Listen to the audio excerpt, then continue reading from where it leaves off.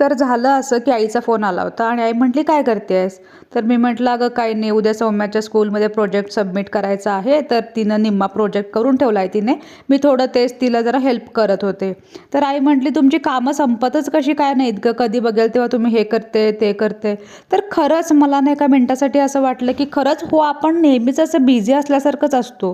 कारण ना लहानपणी ना आम्ही जवळजवळ 22 लोक एकत्र राहायचो. मला 3 काका, 3 काकू, आजी असे सगळेजण.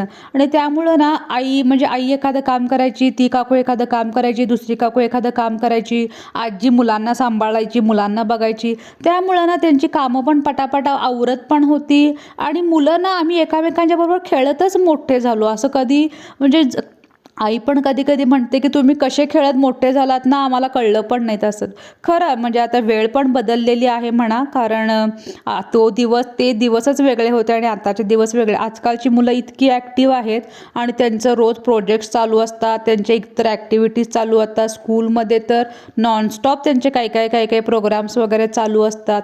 तर आपल्याला पण टाईमप्रमाणे बदलावंच लागतं, कारण चेंज होतं, चेंज करणं हे एक इम्पॉर्टंटच असतं. आता हे माझं मत आहे, तुमचं ह्याच्याबद्दल मत दुसरं असू पण शकतं. पण ठीक आहे, आता आपण जशी मुलं मोठी होतात तसं आपल्याला त्यांच्याबरोबर गेलंच पाहिजे. तर हे बघा, हे बेंगलोरची संध्याकाळ आहे, सुंदरशी संध्याकाळ. ऑफिस सुटलेले होते, कोण कोण लोक घरी जात होते, कोण कोण येत होते.